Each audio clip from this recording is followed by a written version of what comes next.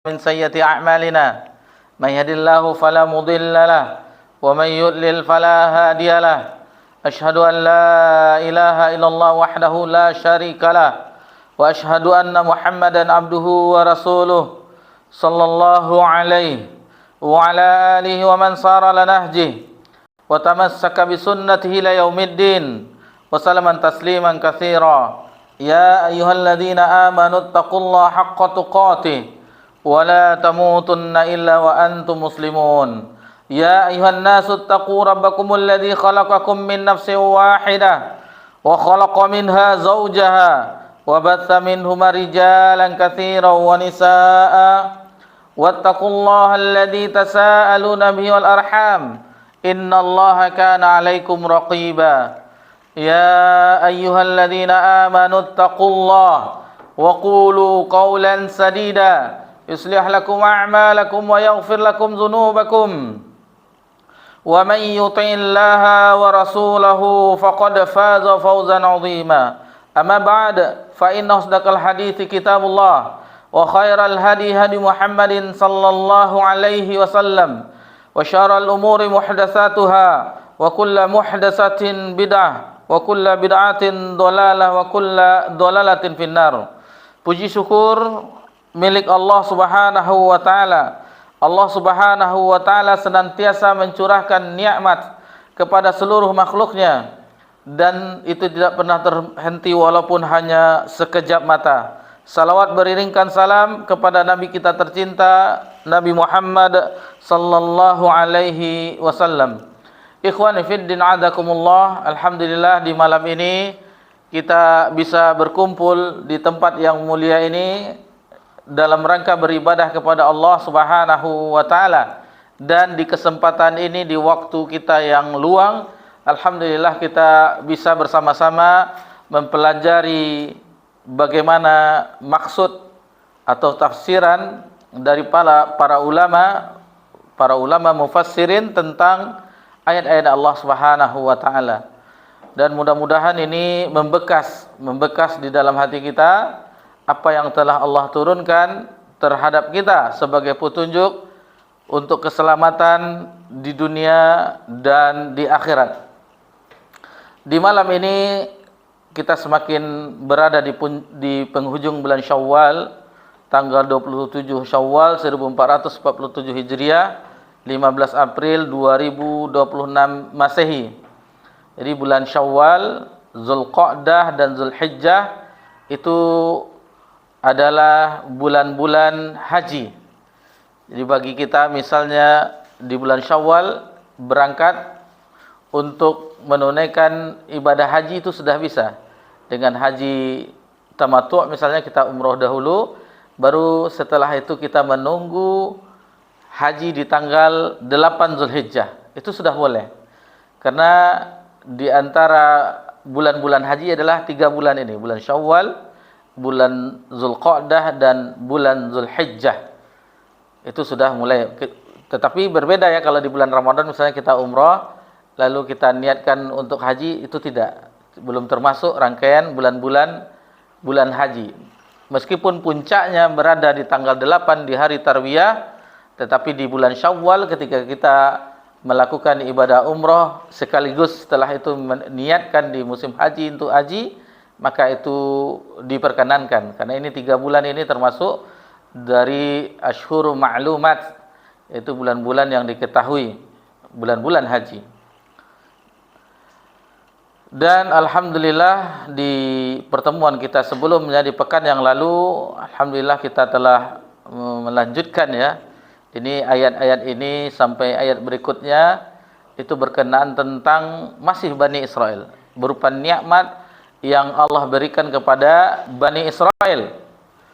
Yang mana di ayat yang 49 Allah Subhanahu wa taala menyebutkan tentang nikmat yang Allah limpahkan kepada mereka, yaitu Bani Israel, di mana mereka yaitu diberikan adab di ayat 49 dengan yuzabbihu abna'akum wa yastahyu nisa'ahum. Itu anak laki-laki mereka yang lahir itu dibunuh, adapun yang anak-anak perempuan itu dibiarkan. Kemudian mereka juga diselamatkan dari kejaran Firaun dan bala tentaranya di ayat 50. Wa idz faraqna bikumul bahra fa anjaynakum wa gharaqna ala fir'auna wa antum tanzurun. Sementara kamu menyaksikannya. Mereka yang dikejar-kejar itu ketika terdesak di Laut Merah, lalu dibelah, dipukulkan tongkat oleh Nabi Musa sebagai salah satu mukjizat Nabi Musa alaihissalam, terbelahlah 12 jalan. Sebagaimana kabilah suku-suku dari Bani Israel, dan mereka menyaksikan itu dan menyaksikan tenggelamnya Firaun. Ini salah satu di antara nikmat-nikmat yang disebutkan di dalam surah Al-Baqarah ini. Kemudian di ayat selanjutnya, di ayat 51, itu Allah Subhanahu wa taala menyebutkan tentang perjanjian, yakni perjanjian Nabi Musa selama 40 hari. Yang mana dijelaskan oleh ulama tafsir, 40 hari yang disebutkan perjanjian untuk menerima Taurat, 1 bulan itu di bulan Zulqa'dah, ditambah 10 hari di awal bulan, terbalik ya, pas lah itu, 10 di awal bulan Zulhijjah. Taib. Kemudian di ayat yang ke-52 itu dijelaskan bahwasanya mereka menerima Taurat. Di ayat 52, tsumma afauna ankum min ba'di dzalika la'allakum tashkurun. Di ayat bahwasanya wa idz ataina Musal kitaba wal furqana la'allakum tahtadun. Sebagaimana Taurat itu kitab suci bagi mereka dan itu sebagai petunjuk bagi mereka. Alhamdulillah kita telah pelajari di antara nikmat yang Allah sebutkan kepada mereka. Baik, di malam hari ini insyaallah kita lanjutkan pembahasan kita di ayat yang selanjutnya. Di ayat ke-50 insyaallah. Perlu kita pelajari apa yang disebutkan, dijelaskan oleh para ulama kita, ulama ahli tafsir sebagaimana yang dinukilkan oleh Hafiz Bukhari, maka kita akan ayat tersebut yang dalam surah Al-Baqarah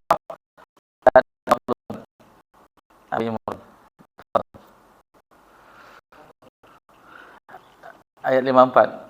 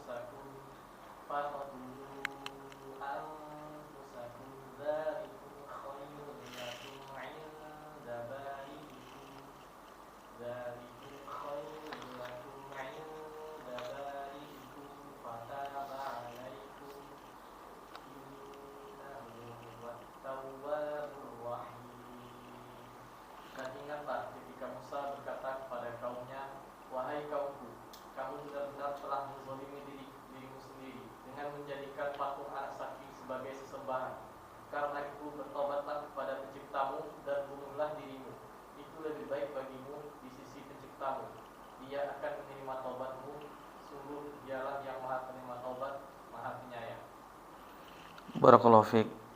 Ini yang insyaallah kita mulai di ayat yang ke-54 di dalam surah Al-Baqarah, yang mana di ayat yang baru saja kita dengarkan bersama-sama, Allah Subhanahu wa taala menyebutkan di sini ketika Nabi Musa berkata kepada kaumnya, "Idz qala Musa liqaumihi ya qaumi, wahai kaumku, innakum zalamtu anfusakum bitikhazikumul ijla fatubu ila bari'ikum." Jadi ketika mereka melakukan kezaliman terhadap diri mereka, yang mana di ayat ini disebutkan bahwasanya mereka itu melakukan kesyirikan, melakukan penyembahan selain kepada Allah, yakni dia jadikannya anak lembu untuk dijadikan sesembahan.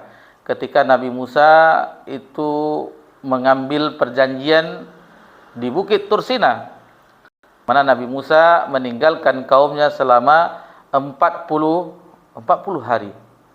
Selama 40 hari ternyata mereka sudah merubah sesembahan mereka, yang mereka jadikan anak lembu sebagai sesembahan. Dan inilah yang dijadikan alasan oleh Umar bin Khattab radhiyallahu anhu ketika Nabi SAW wafat. Jadi Umar bin Khattab berargumentasi bahwasanya Nabi SAW itu hanya pergi sebentar saja, nanti akan kembali lagi, maksudnya hidup kembali.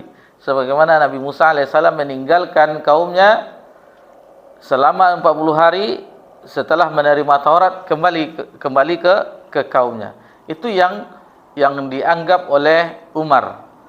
Akan tetapi Umar ketika itu melakukan kesalahan, karena Nabi SAW telah wafat, yang sebagaimana akhirnya ditenangkan oleh Abu Bakar As-Siddiq. Sehingga Abu Bakar berpidato ketika itu, barang siapa yang menyembah Muhammad, sesungguhnya Muhammad SAW telah mati. Dan barang siapa menyembah Allah, Allah itu maha hidup, tidak akan mati. Fatubu ila rabbikum faqtulu anfusakum. Jadi ini taubatnya. Ini sudah rasanya enggak? Belum ya? Yang mereka membunuh diri mereka belum ya? Memang ayat 54 lagi ya. Cuman disinggung-singgung ya tentang taubat mereka. Itu mereka bertaubat dengan menjadikan mereka itu dengan membunuh diri mereka sendiri. Jadi faqtulu anfusakum zalikum khairul lakum inda barikum fataba alaikum. Hal itu adalah lebih baik bagimu pada sisi Rabbmu yang menjadikanmu, maka Allah akan menerima taubatmu. Innahu huwat tawwabur rahim. Sesungguhnya dialah yang maha menerima taubat dan lagi maha penyayang. Jadi di ayat ini Allah Subhanahu wa taala, sebagaimana yang dijelaskan oleh Hasan Al-Basri rahimahullah taala, mengatakan bahwasanya Nabi Musa berkata demikian ketika hati mereka tersesat. Itu mereka mengambil sesembahan yang mereka jadikan sesembahan anak lembu. Hingga Allah Subhanahu wa taala berfirman di ayat yang lain menjelaskan tentang ini dalam surah Al-A'raf ayat 149. Kata Allah dalam firman-Nya, "Walamma suqita fi aydihim wa ra'au annahum qad dallu qalu la illam yarhamna rabbuna wa yaghfir lana." Di ayat dalam surah Al-Baqarah Al-A'raf ayat 149. Jadi setelah mereka sangat menyesali perbuatan mereka, yang mana mereka ini kesalahan yang fatal, melakukan kesyirikan, menjadikan sesembahan yang dijadikan sesembahan anak sapi, anak lembu. Sehingga ketika penyesalan itu menjangkiti mereka dan mereka mengetahui mereka telah sesat, setelah Nabi Musa kembali dari menerima Taurat, lalu mereka pun berkata, qalu la illam yarhamna rabbuna wa yaghfir lana. Sungguh jika Rabb kami tidak memberi rahmat kepada kami dan tidak mengampuni kami. Jadi kata Hasan Al-Basri menafsirkan ayat ini, menjelaskan kepada kita mengenai ayat ini, liqaumi ya qaumi innakum zalamtum anfusakum bittikhadzikumul ijl. Wahai kaumku, sesungguhnya kamu telah menzalimi dirimu karena kamu telah menjadikan anak lembu sebagai sesembahan. Ikhwani fi din azakumullah, fatubu ila bariikum. Lalu Allah Subhanahu wa taala melanjutkan firman-Nya, maka bertaubatlah, perintah agar bertaubat kepada Rabb yang menjadikanmu. Ila bariikum, kepada Rabb yang menjadikanmu. Adapun Al-Hafidz Ibnu Katsir rahimahullah taala menyebutkan mengenai ayat ini, itu ayat ini mengandung peringatan akan besarnya kejahatan yang telah mereka lakukan. Karena kesyirikan adalah kezaliman yang sangat besar, dosa yang sangat besar. Kita mengetahui bagaimana besarnya dosa syirik tersebut. Dalam surah Luqman, Allah Subhanahu wa taala berfirman di ayat 13, "Inna syirka la zulmun 'adzim." Sesungguhnya kesyirikan itu adalah merupakan sezalim-zalim dosa. Dan apabila seseorang wafat, meninggal, ketika dia meninggal belum sempat bertobat terhadap dosa syirik, maka tidak akan diampuni di akhirat. Dan kita mengetahui ayatnya dalam surah An-Nisa ayat ke-48 dan 116. Dua kali diulang, innallaha la yaghfiru ayyushraka bih wa yaghfiru ma duna dzalika liman yasha. Sesungguhnya Allah tidak mengampuni dosa syirik dan mengampuni dosa selain syirik terhadap siapa yang diinginkan oleh Allah Subhanahu wa taala. Ini bahaya dosa tersebut, dan kita telah mengetahui dan telah kita pelajari di pelajaran kita sebelumnya, akidah tahawiyah, bahwasanya selagi bisa diusahakan tanpa berbuat syirik sedikit pun terhadap Allah Azza Jalla, maka lakukanlah. Karena apabila kita selamat dari dosa kesyirikan, maka insya Allah akan selamat di akhirat. Kecuali itu terhadap dosa terhadap Allah. Adapun dosa terhadap sesama, ini tentunya Allah akan tegakkan keadilan. Barang siapa menghibah atau belum membayar hutang dan seterusnya tentang hak-hak kaum muslimin, kehormatannya, hartanya, darahnya dan seterusnya, itu akan ditegakkan keadilan di hari kiamat kelak. Kemudian disebutkan oleh Abdurrahman bin Zaid bin Aslam menceritakan tentang ayat ini. Beliau menafsirkan ketika Nabi Musa alaihissalam kembali kepada kaumnya, ada di antara mereka itu 70 orang laki-laki beruzlah, yakni uzlah itu mengasingkan diri bersama Nabi Harun. Sampai Nabi Harun pun tidak bisa mencegah mereka untuk menjadikan anak lembu menjadi sesembahan. Itu kalau di ayat yang lain sebagaimana kita sebutkan, disinggung di pekan yang lalu, nanti akan ada pembahasan lanjutannya bagaimana kisah rincinya tentang tenggelamnya Firaun dan seterusnya, itu ada di ayat-ayat yang lain insyaallah. Jadi akhirnya mereka berkata kepada Nabi Musa, "Wahai Musa, apakah kami masih bisa bertobat?"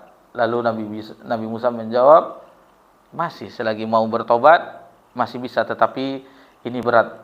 Tobat bagi Bani Israel di zaman Nabi Musa yaitu faqtulu anfusakum." Jadi bunuhlah diri kalian. Berat ya. Betapa beruntungnya kita menjadi umat Nabi SAW, bertobat cukup dengan istighfar, menyesali perbuatan tersebut, tidak mengulanginya kembali, dan diusahakan banyak beramal soleh agar perbuatan buruk itu bisa dihapus. Nah, ini berat ya. Jadi membunuh diri itu khairul lakum inda barikum fataba alaikum. Itu demikian, itu lebih baik dari sisi ke Rabb kalian, dan yang bahwasanya Allah itu menerima taubat. Jadi ini kisahnya bahwasanya mereka pun akhirnya mengeluarkan pedang mereka dari sarungnya, kemudian mengeluarkan alat-alat potong seperti pisau dan yang lain yang bisa memotong. Lalu Allah mengirim kabut kepada mereka. Lalu mereka saling mencari sama yang lain. Akhirnya mereka saling membunuh. Itu tidak tahu apakah itu ada bapaknya di depannya, ada anaknya, ada saudaranya, saling membunuh. Dan akhirnya yang tersisa itu diterima tobatnya. Yang lain sudah diampuni karena sudah terbunuh. Adapun yang terakhir tentu tinggal satu. Sisa satu itu diterima tobatnya dan dibiarkan hidup sampai ajalnya. Fataba alaikum innahu huwat tawwabur rahim. Jadi ayat itu ditutup di dalam surah Al-Baqarah ayat 54, maka Allah akan menerima taubatmu, sesungguhnya Dia Maha menerima taubat lagi Maha penyayang. Jadi alhamdulillah kita bersyukur menjadi umat Nabi Muhammad sallallahu alaihi wasallam. Bayangkan taubat di zaman sebelumnya, di kaum sebelumnya terhadap Bani Israel seperti itu taubatnya. Dan kita sudah jelaskan juga, kita singgung bagaimana mudahnya syariat Nabi Muhammad sallallahu alaihi wasallam. Ketika pakaian terkena najis, cukup dibersihkan, dicuci, sudah selesai, tidak perlu dipotong. Kalau orang Bani Israel terkena najis pakaiannya, kotoran, itu tidak bisa dicuci, dipotong, ditambal, atau dibuang, tidak bisa digunakan. Sementara kita umat Nabi Muhammad SAW itu masih bisa dibersihkan, dicuci, masih bisa dipakai kembali. Kemudahan syariat umat Nabi Muhammad SAW. Puasanya mudah juga. Puasa orang-orang ahlul kitab itu berbukanya sampai terlihat bintang. Sampai terlihat bintang. Sebelum nampak bintang itu belum berbuka. Kita alhamdulillah tenggelam matahari itu bisa berbuka. Karena di ayat itu sudah dijelaskan bagaimana kemudahan yang lainnya bagi orang yang sakit dan orang yang safar. Yuridullahu bikumul yusra wa la yuridu bikumul usra. Allah menginginkan kemudahan bagi tidak menginginkan kesukaran. Banyak hal-hal yang begitu kalau kita hayati, kita renungkan terhadap kita dijadikan oleh Allah sebagai umat Nabi Muhammad SAW, alangkah banyaknya kita bersyukur. Nikmat yang banyak melebihi dari umat-umat dahulu. Banyak kenikmatan, kemudahan syariat oleh umat Nabi Muhammad sallallahu alaihi wasallam. Baik. Kita lanjutkan ke ayat berikutnya, ayat 55 sampai ayat 56. Tafadhol.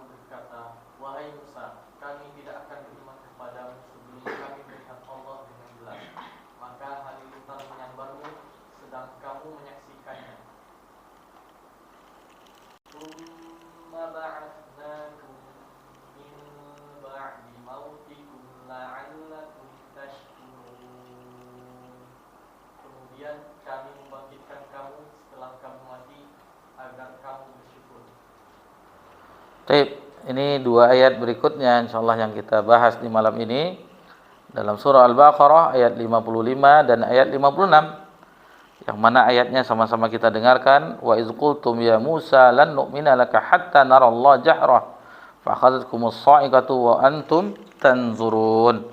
Jadi wa iz qultum, dan ingatlah ketika kamu berkata, ya Musa, wahai Musa, lan nu'mina laka hatta narallaha jahrah.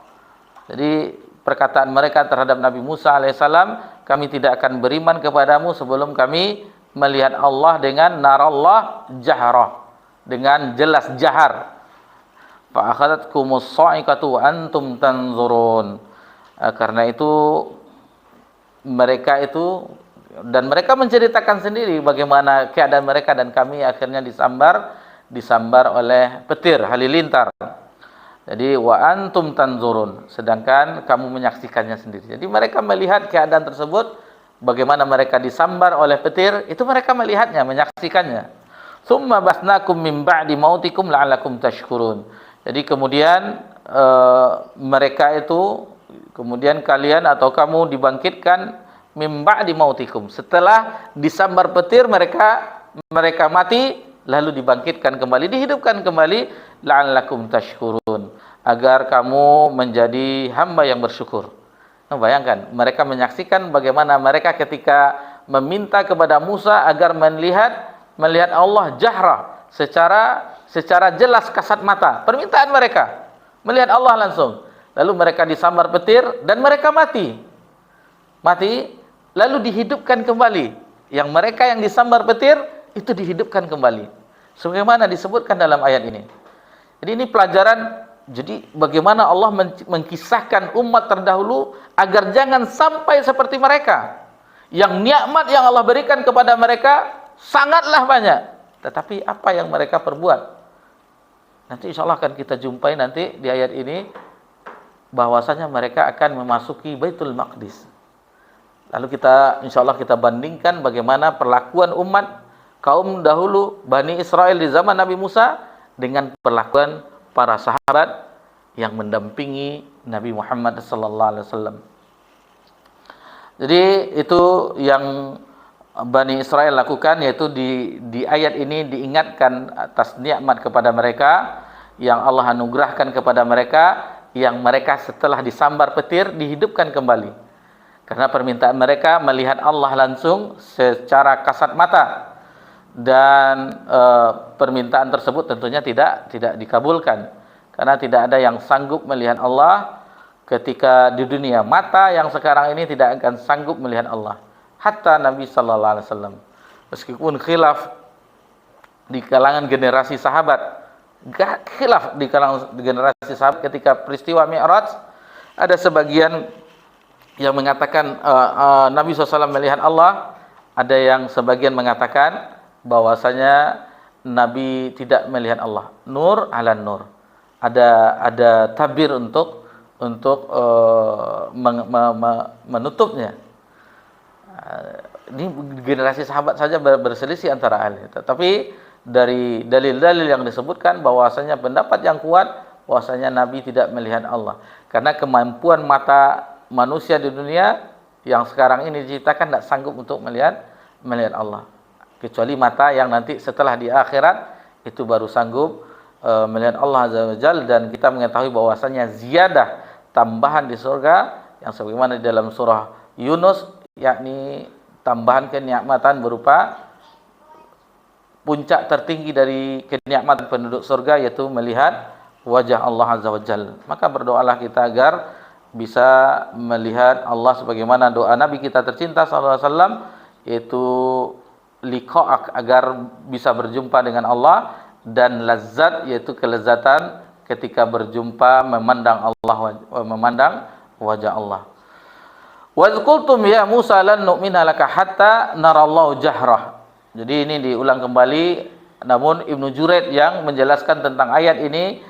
Dan ingatlah ketika kamu berkata, hai Musa, ya Musa lan nu'mina laka hatta narallahu jahrah.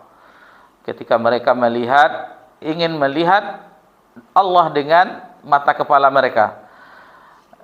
Jadi Ibnu Juraid menukilkan dari Ibnu Abbas, maksudnya hatta naral jahrah itu sampai mereka melihat yang jelas, terang ya, yang sampai melihat dengan terang jelas sekali, yaitu kasat mata sebagaimana disebutkan oleh Qatadah dan Rabi' bin Anas.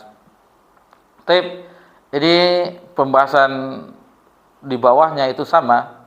Ini diulang-ulang kembali, dan jumlah mereka sebagaimana yang disebutkan bahwasanya itu ketika itu adalah 70 orang. 70 orang, dan ketika mereka hidup kembali, maka salah satu dari yang lainnya itu saling melihat. Mereka saling melihat ketika mereka dihidupkan setelah mereka disambar oleh petir, itu dihidupkan kembali. Itu makanya Allah Subhanahu wa taala berfirman di ayat setelahnya, "Tsumma ba'atsnakum min ba'di mautikum la'allakum tashkurun." Setelah itu kami bangkitkan kamu setelah kamu mati agar kamu bersyukur.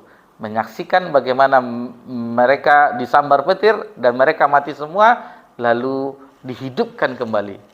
Itu la'allakum tashkurun. Begitu juga yang disebutkan oleh Rabi' bin Anas, kematian mereka itu merupakan hukuman bagi mereka, lalu dibangkitkan kembali hingga datang ajal hidupnya. Sebagaimana ini senada juga apa yang disebutkan, yang ditafsirkan oleh Imam Qatadah rahimallahu taala. Baik, kita lanjutkan ke ayat berikutnya, ayat 57, nikmat yang lain dari Bani Israel. Fadhal.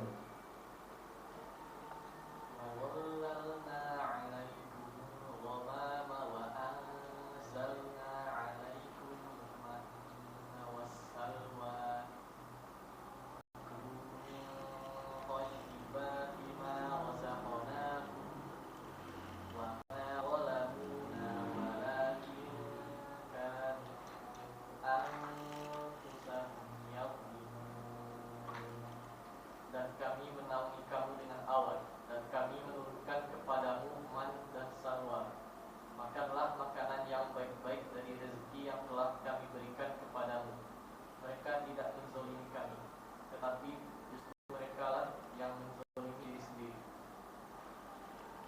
Ini diantara nikmat yang lain yang Allah sebutkan, karena banyak sekali nikmat terhadap Bani Israel.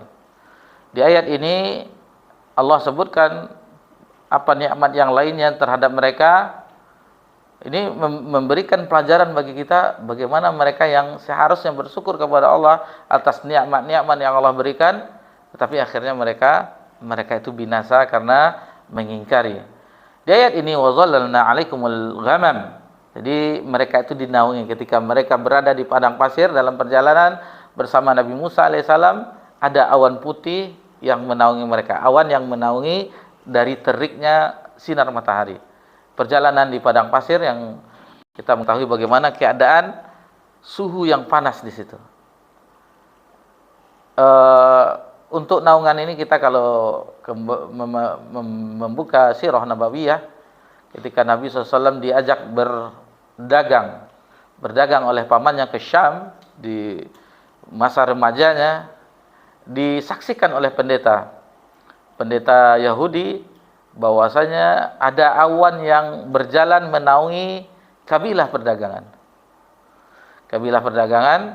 Kemudian ketika itu nampaklah oleh pendeta Yahudi ini, rahibnya, lalu menyarankan kepada Abu Thalib agar dibawa kembali anaknya ini. Maksudnya keponakan ini, kalau seandainya orang-orang di Syam itu mengetahui ciri-ciri yang mereka ketahui di Taurat dan Injil, tentunya akan dibunuh. Karena orang-orang Bani Israel itu salah satunya mereka membunuh Nabi. Taib. Kemudian apalagi nikmat di ayat ini, wa anzalna 'alaikumul manna wassalwa. Ini makanan yang didatangkan dari langit. Jadi diturunkan hidangan dari langit sebagai nikmat yang belum pernah orang di kaum sebelumnya, umat sebelumnya yang merasakan nikmat ini. Jadi manna sebagaimana disebutkan oleh para mufassir.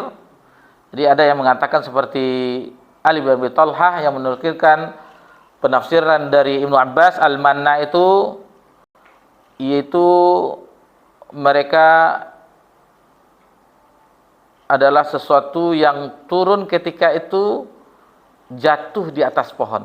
Jadi ketika jatuhnya turun dari langit, jatuh dari atas pohon, dan mereka pun mendatanginya di pagi hari.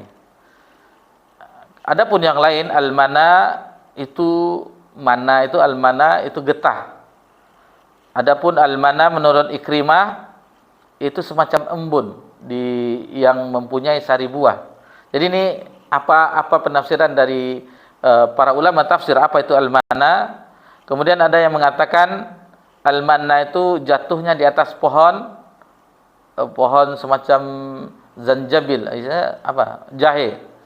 Kemudian ada juga al-manna itu banyak sekali penafsirannya. Yang penting itu adalah hidangan dari langit, sebagaimana yang jelas wallahu alam bahwasanya segala sesuatu yang diberikan oleh Allah kepada Bani Israel, baik itu berupa makanan dan minuman.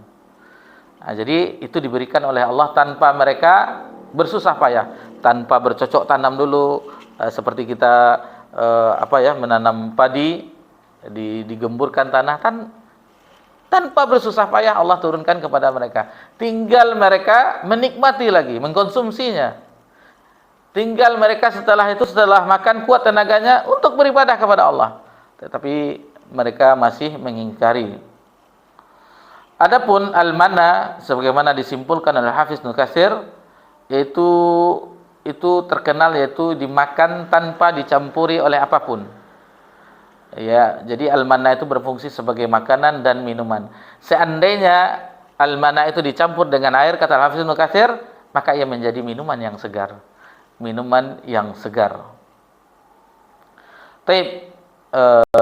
Kemudian Imam Bukhari meriwayatkan dari Sa'id bin Zaid, Nabi sallallahu alaihi wasallam bersabda, al-kamatu minal manni wa ma'uha shifa'un lil 'ain. Jamur itu berasal dari manna. Jamur berasal dari manna dan airnya menjadi obat untuk mata. Ini hadis ini sahih diriwayatkan oleh Imam Bukhari, juga diriwayatkan oleh Imam Ahmad, Imam At-Tirmidzi dan yang lainnya.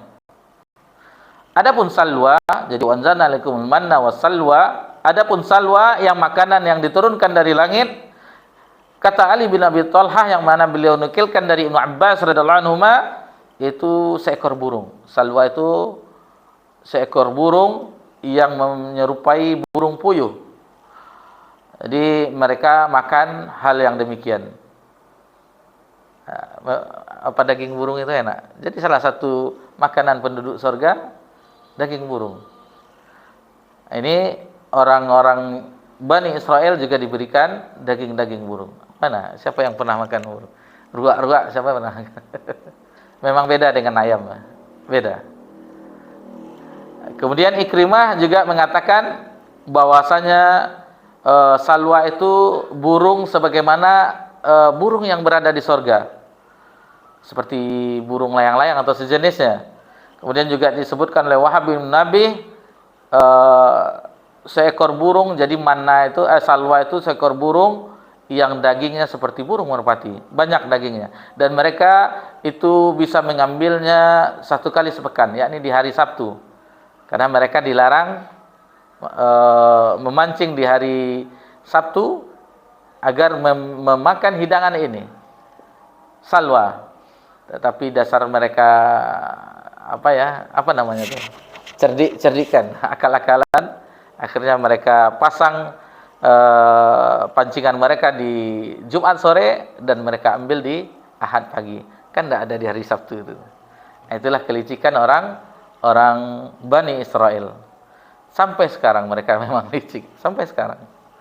Jadi kalau tidaklah mengingkari perjanjian, melainkan watak mereka. Watak Bani Israel itu mengingkari perjanjian. Mereka membuat perjanjian ketika mereka ada perjanjian Piagam Madinah, mereka menyetujuinya dan mereka juga melanggarnya. Kemudian kita lanjutkan sedikit ayat ini. Kulu min thayyibati ma razaqnakum, makanlah dan minum makanan yang baik yang telah kami berikan. Jadi ini adalah bagaimana bimbingan ya, anugerah nikmat yang diberikan kepada mereka. Wa ma zalamuna walakin kanu anfusahum yazlimun, dan tidaklah mereka menganiaya kami, tetapi merekalah yang menganiaya diri mereka sendiri. Sebagaimana kaum Saba, bagaimana kaum Saba yang banyak tumbuh-tumbuhan mereka, makanan mereka, buah-buah mereka, kebun mereka yang subur, dan ketika mereka melewati jalan itu pepohonannya itu menutup karena rindangnya pohon tersebut, dahan-dahannya, cabang-cabangnya, sehingga mereka berjalan tidak terkena sinar matahari. Begitulah kaum Saba.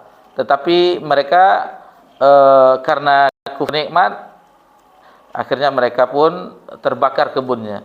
Kulu min rizqi min rabbikum washkurulah. Jadi itu terhadap kaum Saba, makanlah dari rezeki Rabbmu dan bersyukurlah kepadanya. Akan tetapi akhirnya mereka menzalimi diri mereka sendiri, dan akhirnya mereka tentunya mendapat yang akhirnya mereka terlalu jauh dalam kesesatan, meninggalkan petunjuk yang telah diberikan kepada mereka. Akhirnya mereka dilaknat.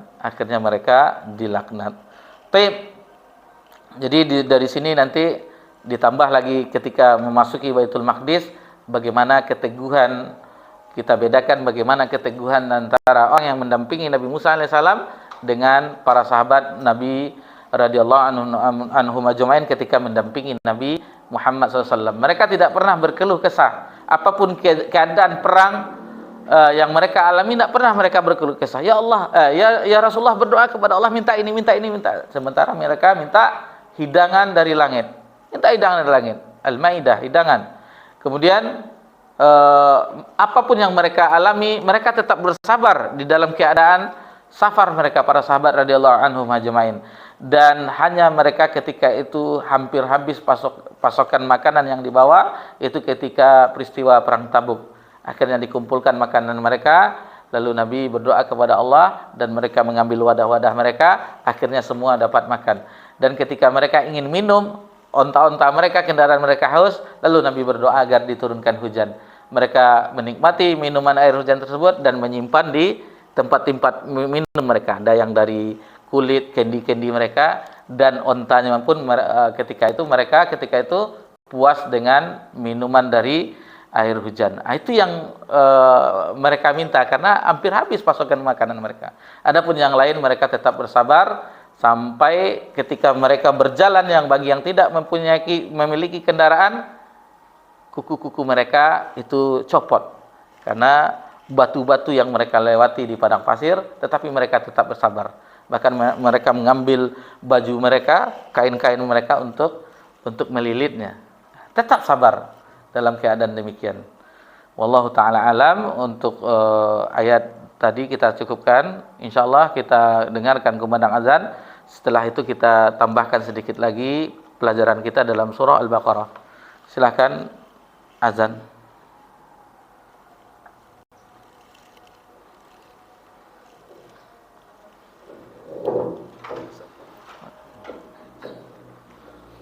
Allahu Akbar, Allahu Akbar, Allahu Akbar. Allahu Akbar,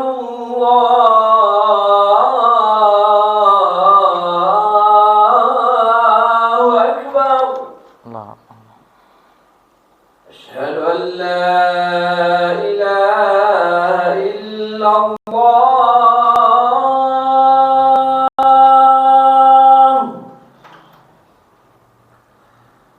أشهد أن لا إله إلا الله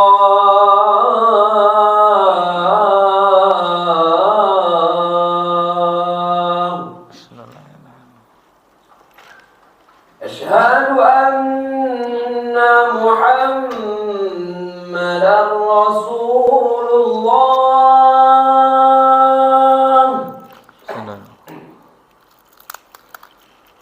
أشهد أن محمدا رسول الله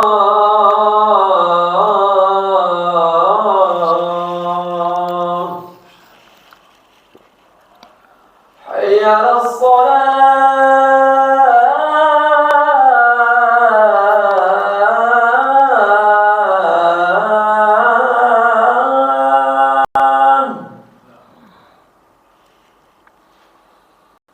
حي على الصلاة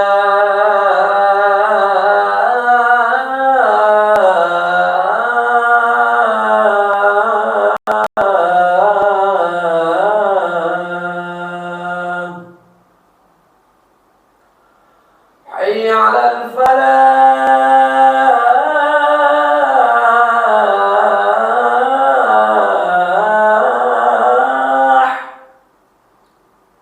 حي على الفلاح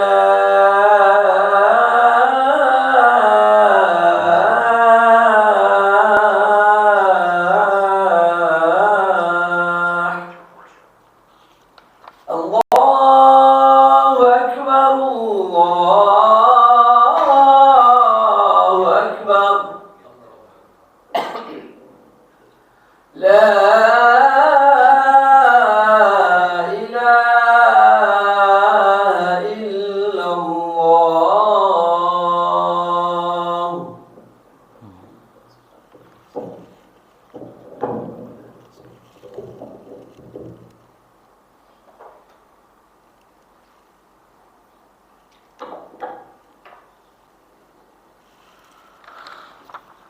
Alhamdulillah wassalatu wassalamu ala Rasulillah amma ba'd. Taib, ikhwani fi din azakumullah, kita tambahkan 2 ayat lagi dalam surah Al-Baqarah, yakni ayat 58 dan 59. Mari kita dengarkan sama-sama firman Allah Subhanahu wa taala ayat 58 dan 59. Fadhal.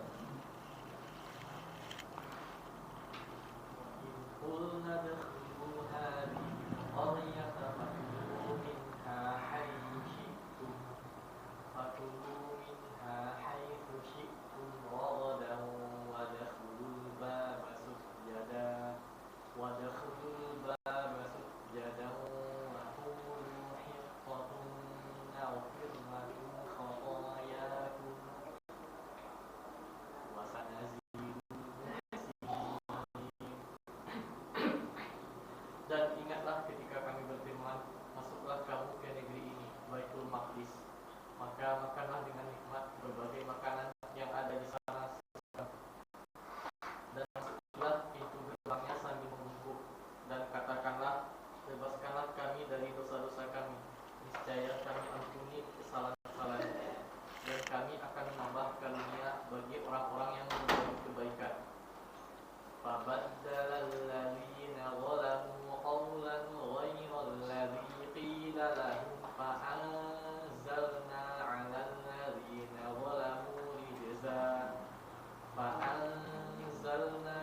الَّذِينَ ظَلَمُوا رِجْزًا مِّنَ السَّمَاءِ بِمَا كَانُوا يَفْسُقُونَ. Lalu orang-orang yang zalim mengganti perintah dengan perintah lain yang tidak diperintahkan kepada mereka. Maka kami turunkan malapetaka dari langit kepada orang-orang yang zalim itu, karena mereka selalu berbuat fasik. Baik, barakallahu fiik. Ini dua ayat insyaallah yang kita dua ayat ini kita akhiri kajian kita di malam ini. Di ayat 58 dan 59 yang baru saja kita dengarkan bersama-sama ayat tersebut dan terjemahannya.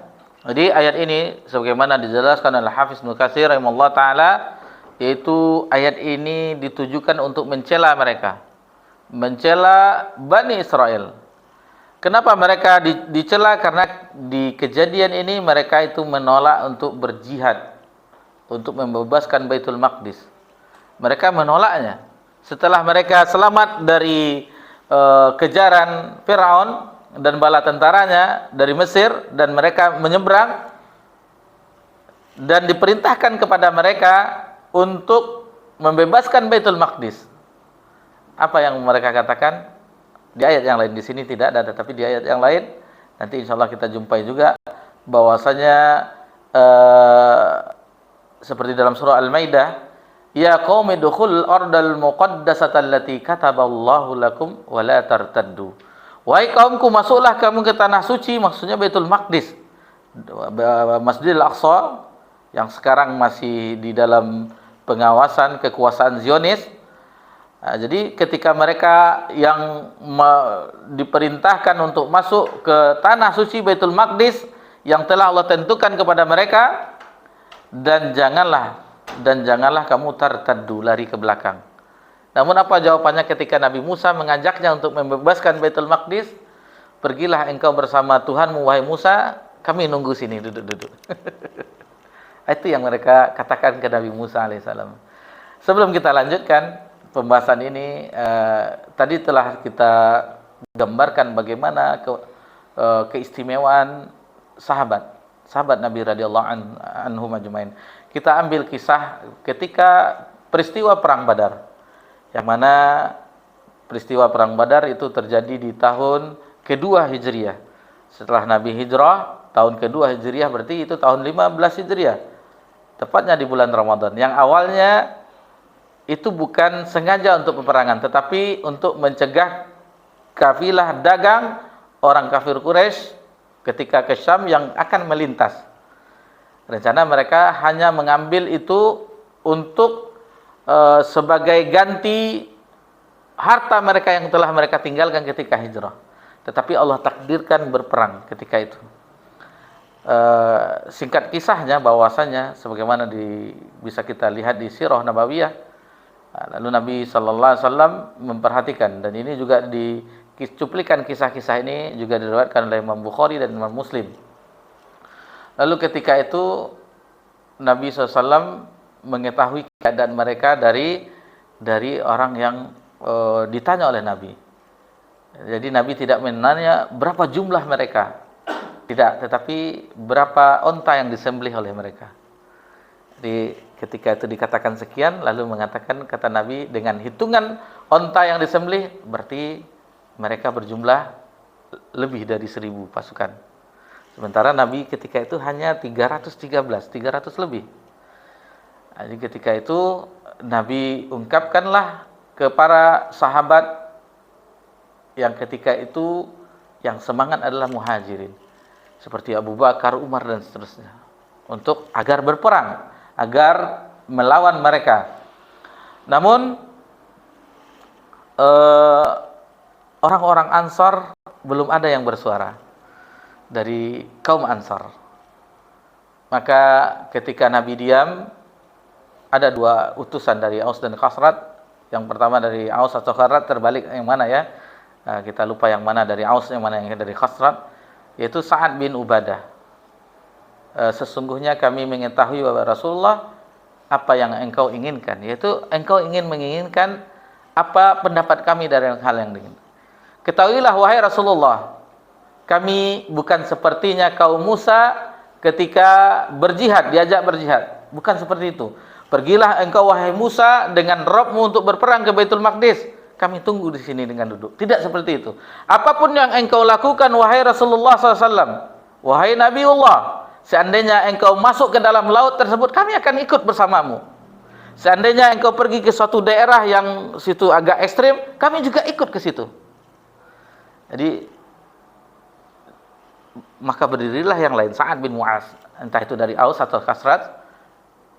Beliau juga mengungkapkan hal yang sama. Karena ketika di perjanjian sebelum Nabi hijrah, Bai'atul Aqabah, yang mana ketika itu Nabi SAW dilindungi bunyi isinya yaitu di Madinah. Sementara Badar itu di luar Madinah. Ungkapan dari Sa'ad bin Mu'az lebih kurang sama dengan ungkapan yang disebutkan oleh Sa'ad bin Ubadah. Ini kelebihan para sahabat radhiyallahu anhum ajmain. Mereka akan ikut kepada Nabi apapun yang Nabi lakukan. Nabi masuk lautan untuk menyeberanginya, mereka akan masuk. Nabi pergi ke sini lembah yang sangat ekstrim, mereka akan ikut. Dan ketika Nabi ingin berperang, mereka akan ikut sampai titik darah penghabisan. Melihat, mendengar ini reaksi dari sahabat Ansar, maka inilah yang diinginkan oleh Nabi SAW. Inilah yang diinginkan oleh Nabi SAW. Dan kita mengetahui bagaimana di malam itu sebelum terjadi peristiwa perang Badar, Nabi istighatsah. Nabi istighatsah sebagaimana disebutkan dalam surah Al-Anfal. Nabi beristighatsah, lalu Nabi mengangkat tinggi-tinggi tangannya sampai kelihatan putih ketiaknya. Sampai-sampai disebutkan oleh Umar, bukankah kita ini dalam keadaan kebaikan dan seterusnya.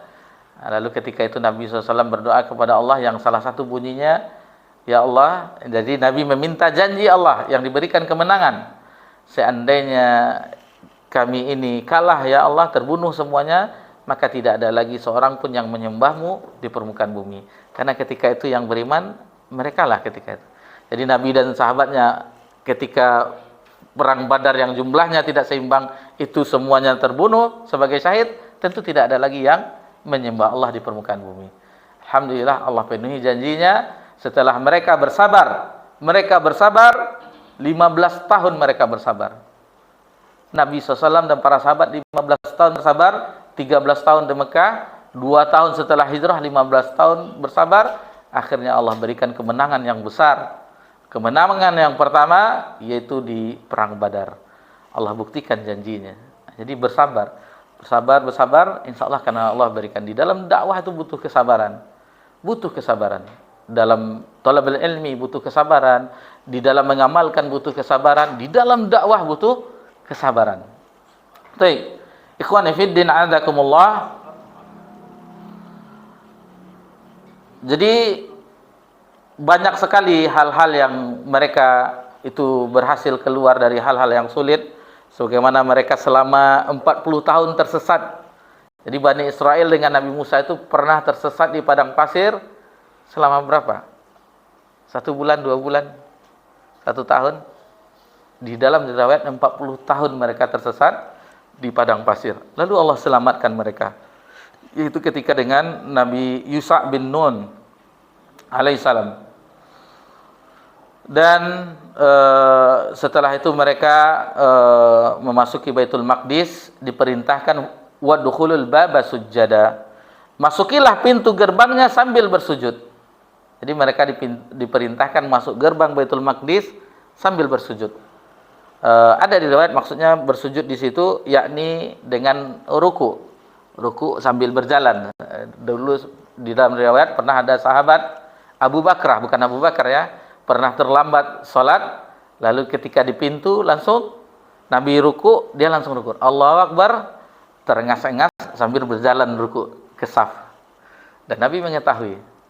Kata Nabi, mudah-mudahan Allah merahmati semangat hirismu. Akan tetapi yang benar, lalu Nabi katakan, tenanglah. Alaikum bisakinah. Hendaklah engkau santai saja. Jangan lari-lari, jangan tergesa-gesa menghadiri salat. Ketika terlambat, masbuk, maka tambahkanlah. Jadi ditambahkan. Jadi jangan lari-lari kan. Lari-lari terengas-engas. Ini sudah hampir selesai nih. Ayat pendek pula, lari-lari kan. Sampai Allah Akbar. Tidak boleh. Jadi ini memang ilmu, semangat itu penting. Ilmu itu juga menyertainya. Semangat saja tidak cukup. Seperti Abu Bakrah tadi semangat. Masuk pintu Masjid Nabawi, lalu langsung ruku, sambil ruku berjalan sejajar dengan saf yang paling belakang. Taib. Jadi ini pintu ini mengarah kepada kiblat. Ada yang mengatakan nama pintu itu pintu Hitta, ada yang mengatakan itu adalah pintu Elia. Dan Elia ini adalah nama bandara internasional di Amman, ibu kotanya Yordania, Elia Airport. Kemudian Imam As-Suddi dan yang lainnya, Abu Kanud, Abdullah bin Mas'ud. Jadi mereka diperintahkan dalam ayat itu wadukhul baba sujada, masuklah pintu gerbang itu dengan bersujud. Mereka masuk menyelisih perintah Nabi SAW. Masuk dengan masih mengangkat kepala. Lalu mereka tidak keadaan ruku, tetapi mereka itu melakukan yaitu dengan menggeser-geser pantatnya. Ini pantatnya dulu. Seharusnya tunduk dengan kepala, ini pantatnya yang diberikannya ke arah kiblat. Ini keadaan orang Bani Israel. Jadi memang aneh mereka ya. Nikmat yang sangat banyak tetapi mereka ingkari. Nabi diutus kepada mereka, mereka bunuh. Ini memang, jadi tidak heran kita dengan Zionis sekarang. Tidak heran kita. Memang dari dulu mereka adalah orang yang licik. Apa bernama istilah, bukan licik, apa namanya? Cadiak buruk. Kalamak dehnya. Jadi di ayat ini disebutkan setelah mereka bersujud, naghfir lakum khatayakum wa sanazidul muhsinin. Di akhir ayat itu, niscaya kami akan mengampuni kesalahan-kesalahanmu dan kelak kami akan menambah tentu tambahan pemberian berupa pahala, imbalan, ganjaran yang besar kepada orang-orang yang berbuat baik. Jadi dilipat gandakan.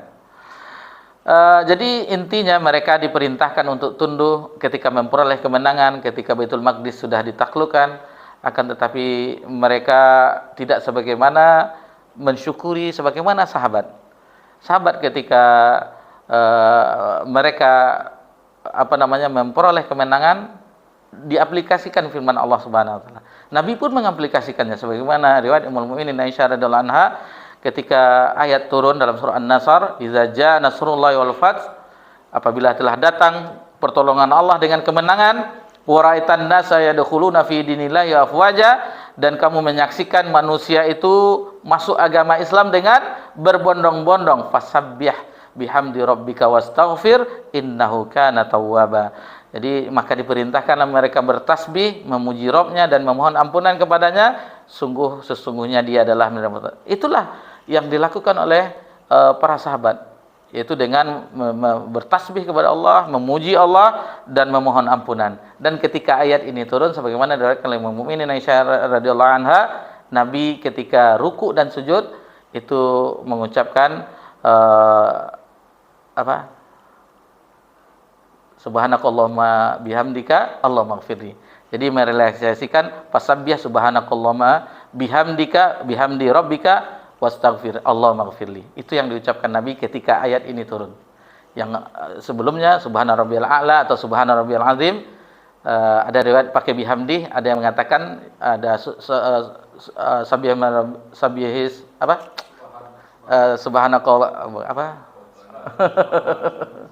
Subhana rabbikal azim, subhana rabbikal a'la. Jadi ketika ayat ini turun, inilah yang dibaca oleh Nabi, subhanallah bihamdika Allahumma ighfirli. Itu yang dibaca oleh Nabi ketika sujud dan ruku'.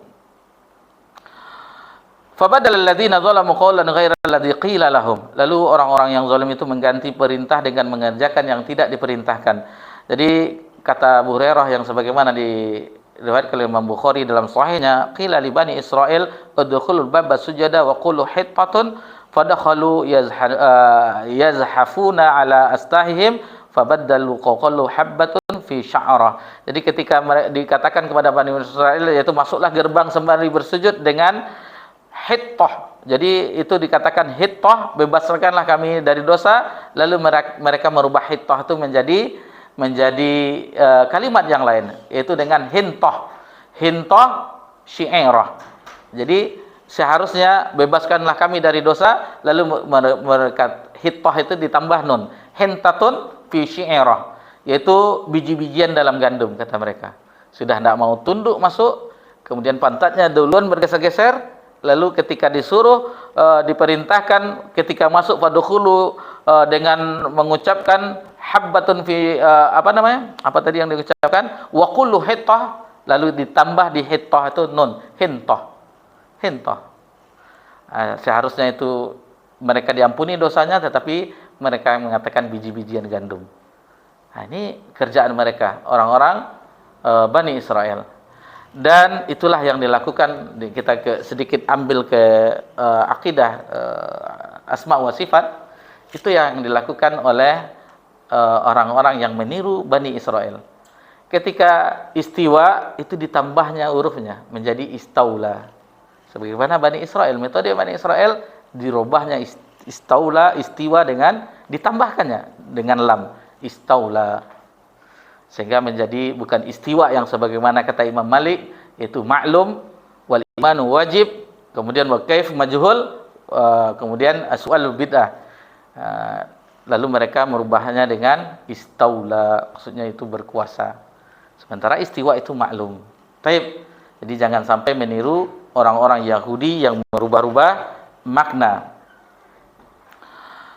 Kemudian fa anzalna 'alal ladzina zalamu rijzan minas sama'i bima kanu yafsukun. Maka kami timpakan atas orang-orang zalim itu siksa dari langit karena mereka telah berbuat fasik. Apa berupa siksa? Yaitu ar-rijsu, yaitu azab. Rijzu di situ yaitu al-ghadab, marah, murka, sebagaimana ghairil maghdub bi alaihim murka Allah. Kemudian apalagi ar-rijzu at-ta'un, wabah. Apalagi ar-rijzu yaitu al-bardu. Ini kata ulama tafsir, yaitu hawa dingin. Adapun Usamah bin Zaid radhiyallahu anhu meriwayatkan apa itu ar-rijzu, inna hadzal waj'a la saqa rajzun aziba bihi ba'dul umamil qablakum. Sesungguhnya penyakit dan penderitaan ini adalah ar-rijzu, azab yang ditimpakan kepada sebagian umat sebelum kalian. Jadi hadis ini diriwayatkan Imam Bukhari dan Imam Muslim di dalam sahihnya. Ini sedikit kita buka-buka keadaan mereka, orang-orang Bani Israel, umat terdahulu yang mereka banyak mendapat nikmat disebutkan. Mulai dari ya Bani Israel uzkuru ni'matallahi alaikum.